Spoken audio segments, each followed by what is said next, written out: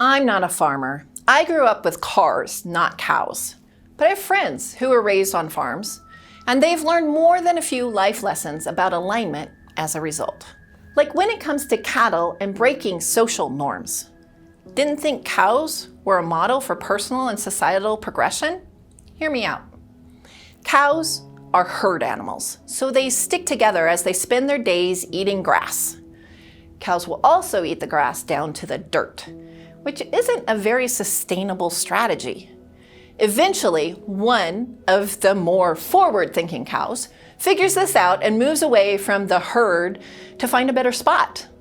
This is a bit distressing for the others, who moo and protest. As herd animals, they form strong emotional attachments to each other. But eventually, more cows figure out the more dirt than grass reality and join the first one who split from the others. Soon, the herd is clustered in two groups, one working to find grass in the dirt, and the other enjoying a bonanza of untouched grass some ways off. Eventually, when there's nothing but dirt, the laggards in the first group join the second, and the process repeats. A social scientist might call this clustering, dispersal followed by clustering. Or to a farmer, it's just cows being cows. Either way, the same process works for people.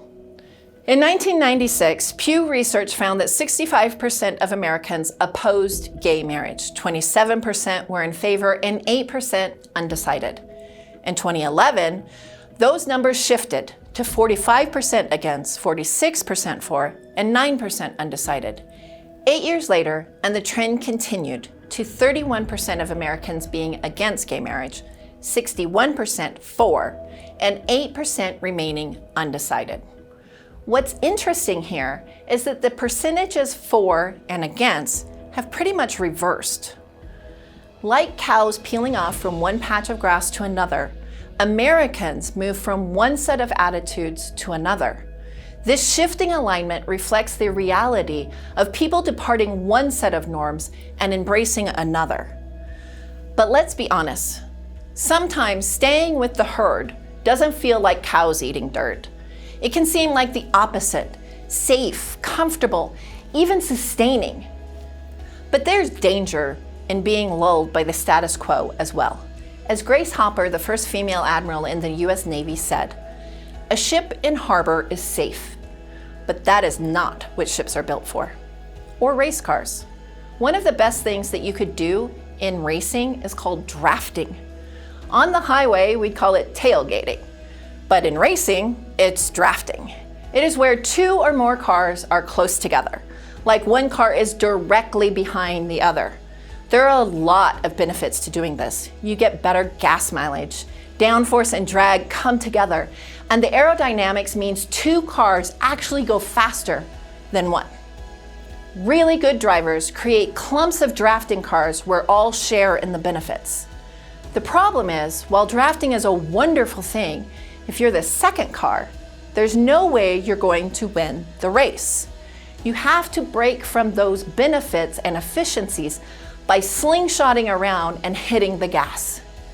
Simply put, if you're going to advance, you often need to break away from the pack. Race drivers do exactly that. They'll pass the car in front of them as new drafting clumps form, and they jockey for an even better position. Like cows, society, and race cars, our challenge is to consider the clumps we find ourselves in. Are we kept complacent and safe, but missing the opportunity to win our objective? Is it time to strike out on our own, despite the stress of those around us who don't want us to wander off? Knowing what norms we're aligned to and why can help us be intentional about choosing a new path forward, or not if it takes us away from our identity and journey to purpose. Ultimately, the choice and the consequences are ours.